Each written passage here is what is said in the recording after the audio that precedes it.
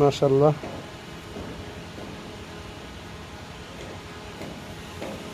গোসল করার জন্য পানি দিয়েছে টিটু ভাই, খাবারও দিল, তারপরে ইনশাল্লাহ গোসল করবো, পানি খাওয়া শুরু করবো। না নামবো অরিজিনাল রেসার।